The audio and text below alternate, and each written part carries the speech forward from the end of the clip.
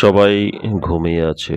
শহর এখনো পুরো জাগেনি। কিন্তু এই সময়টাই সবচেয়ে বেশি জীবন্ত। ভোরের হাওয়া,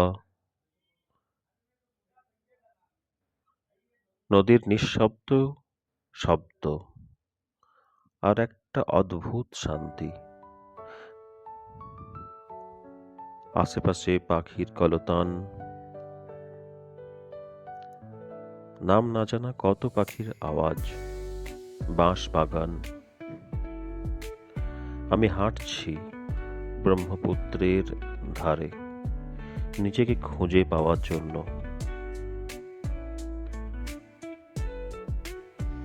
প্রতিদিন প্রায় 4 কিলোমিটার এই একই পথ, একই নদী। কিন্তু তবু প্রতিদিন কিছু না কিছু বদলে যায়। কখনো আমার মন, কখনো আমার ভাবনা, আর কখনো আমার ভিতরের মানুষটাই বদলে যায়। সূর্যের প্রথম আলো জলের উপর যখন পড়ে, যেন সোনা ছড়িয়ে দিয়েছে কেউ। পাখিরা উড়ে যাচ্ছে গাছ থেকে গাছে, গাছগুলো হালকা দুলছে।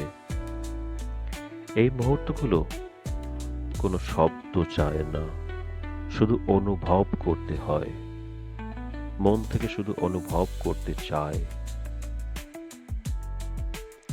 এই নদীটা আমাকে একটা জিনিস বারবার মনে করিয়ে দেয়, জীবন কখনো সোজা হয় না, কখনো শান্ত, কখনো বা ভাঙে, কখনো সব কিছু ভাসিয়ে নিয়ে যায়।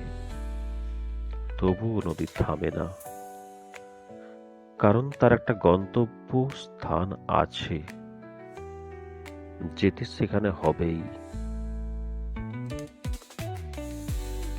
আমাদের জীবনেও অনেক সময় মনে হয় থেমে যাই, আর পারছি না, আর ভালো লাগছে না, সবকিছু ছেড়ে দিই, কারণ পথটা খুব কঠিন লাগে। কিন্তু এই হাঁটার সময় আমি বুঝি, থেমেই যদি যাও একবার, সব শেষ। পথের বাঁকে কি যেন সেই চেনা এক ফুল। আজ আমি যে মানুষ, গতকালের থেকে একটু আলাদা, আর কাল আজকের থেকে আরো ভালো, আরো ভালো হতে হবে। এই যে চাওয়া আর পাওয়া, তার এক যে নেশা, আর সেইভাবেই তার পিছনে যে ছোটা, ছোট ছোট হাঁটা থেকে এক নীরব চেষ্টা, এগুলোই একদিন আমার গল্প তৈরি করবে।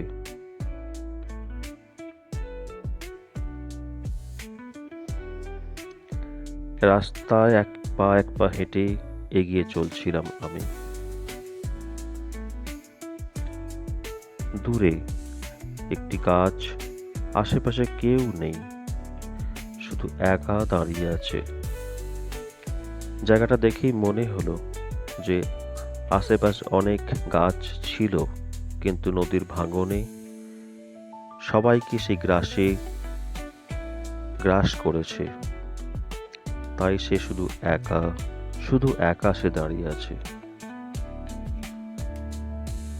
এই দীর্ঘ প্রতীক্ষার অবসান কখন কি হবে, সে একমাত্র সময়ই বলতে পারে। সফলতা কোনো একদিন হঠাৎ আসে না, এটা তৈরি হয় যখন কেউ দেখছে না, এই ভোরে, এই নীরবতায়, এই একাকিত্বে। সূর্য প্রায় উঠে গেছে, আকাশ মেঘলা, একটা নতুন দিনের শুরু হয়েছে।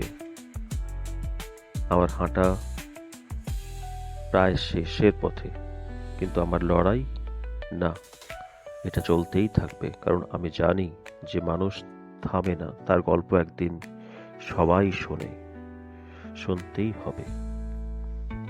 সে যেভাবেই হোক, সবার কাছে পৌঁছবেই।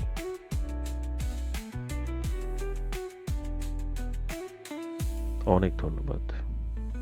হরে কৃষ্ণ।